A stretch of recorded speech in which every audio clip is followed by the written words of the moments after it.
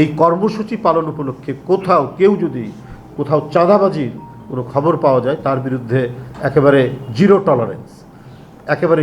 Tolerance গ্রহণ করা হবে। এটা হলো 8 দিন ব্যাপী। এবারে যেহেতু 7 তারিখে কোরবানি ঈদ, এই কোরবানি ঈদের কারণে আমাদের কর্মসূচিটা কিছুটা সংক্ষিপ্ত করা হয়েছে।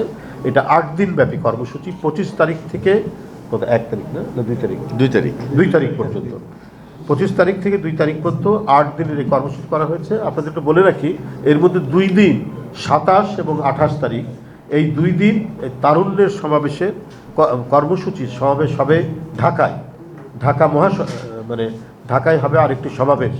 এই সমাবেশ উপলক্ষে ওই 2 দিন আমরা অন্য কোনো কর্মসূচি রাখা হবে না। এই 2 দিন বাদ দিয়ে আমরা 25 থেকে 2 তারিখ পর্যন্ত আমাদের এই কর্মসূচি যে কোনো দিন আমাদের অঙ্গ সংগঠন এবং বিএনপির নেতৃবৃন্দরা তারা নিয়েছেন, তারা সেই কর্মসূচি পালন করবেন। এখানে যেমন হয়ে থাকে, ভোর 6টায় দলের নয়াপল্টনস্থ কেন্দ্রীয় কার্যালয়ে দলীয় পতাকা অর্ধনমিতকরণ ও কালো পতাকা উত্তোলন।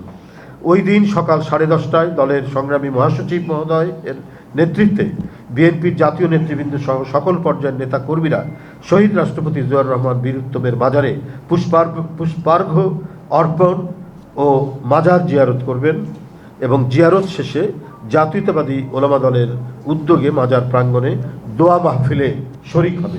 আমি কর্মসূচি আপনাদের এখানে উদ্ধৃত করছি। মহান স্বাধীনতার ঘোষক, বহুদলীয় গণতন্ত্রের প্রবক্তা, আধুনিক বাংলাদেশের স্থপতি শহীদ রাষ্ট্রপতি জিয়াউর রহমানের শাহাদাত বার্ষিকী উপলক্ষে 8 দিনের কর্মসূচি। আচ্ছা, এই দিবসটি উপলক্ষে পোস্টার প্রকাশ করা হবে এবং ওই দিন কালো ব্যাজ ধারণ করা হবে। শাহাদাত বার্ষিকী উপলক্ষে সংবাদপত্র, অনলাইন পত্রিকায় ক্রোড়পত্র প্রকাশ করা হবে এবং যারা বুদ্ধিজীবী রয়েছেন দেশে তারা তাদের লেখা নিয়ে এবং তাদের মূল্যবান লেখা বিভিন্ন পত্রপত্রিকায় তারা প্রকাশ করবেন। এটা তাদের নিজস্ব ব্যাপার। তারপরেও আমরা জানি যে ক্রোড়পত্রের বাইরেও দেশের বুদ্ধিজীবীরা তাদের লেখা প্রকাশ করেন এবং আমরা এটির একটি ব্যাপক প্রচারের জন্য আমরা বিজ্ঞাপন সহ অন্যান্য কর্মসূচিও আমাদের থাকবে। এবং শাহাদাত বার্ষিকী উপলক্ষে অঙ্গ সহযোগী সংগঠনরা তারা আবার নিজেদের উদ্যোগেও পোস্টার প্রকাশ করবেন।